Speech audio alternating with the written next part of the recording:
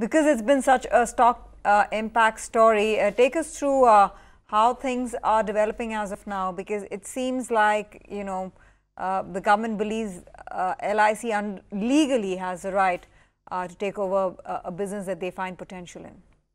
Well, that's what the government is saying, because the government honestly does not have too many options left in order to infuse capital into the banking system, and especially IDBI Bank, which is having good amount of stressed assets, nearly around 35% with GNPs itself of nearly around 25%. So probably from a capital infusion point of view, it is slightly a better option, because it does not go directly from the government. It would be going via LIC into IDBI Bank. But from an overall stakeholder perspective for IDBI Bank, especially for LIC shareholders or LIC holders rather, it would be slightly negative, because IDBI Bank does have good amount of NPAs on its books. Not just that, LIC also has huge amount of stake across the banking system, be it anywhere between 26% to 10% to 3%, and it also brings in some amount of financial stability or interconnected risk, because if at all there are any issues with the Indian banking system, then in LIC being an investor into the banks, it may affect LIC as well, and that's also one of the concerns that most of the experts are also pointing out. But of course, if at all LIC has to pick up stake in IDBI Bank, then maybe there would be some amount of relaxation coming in from the regulatory authorities, and maybe we would also need some amount of RBI nod as well, because a 51% stake in IDBI Bank by LIC may make it as a financial investor. We will have to really check how the entire deal contours would be in terms of voting rights as well.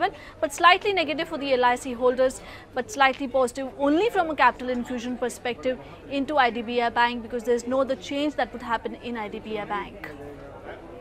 Let's take it across to Ruchi Bhatia, my colleague in New Delhi, who broke this story. Ruchi, what else is the latest? What is it that you're picking up?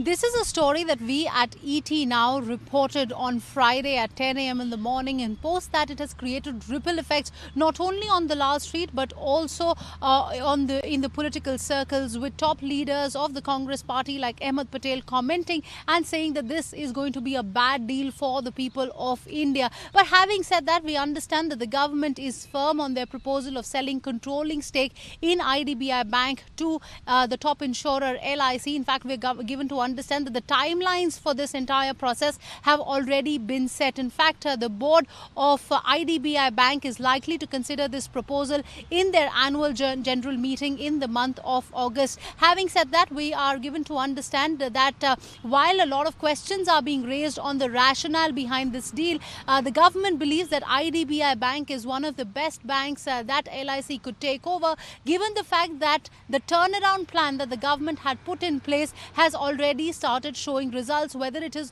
on the operating ratio front or on the provision coverage ratio as well. And over the years to come, this is going to be a good bet for LIC if they want to pick up the stake. We're also given to understand that the board of LIC has already given a go-ahead to pick up a stake in any bank. Having, with respect to the specific proposal of IDBI Bank under Section 62H of the LIC Act, it allows LIC to pick up stake in a bank which makes commercial sense.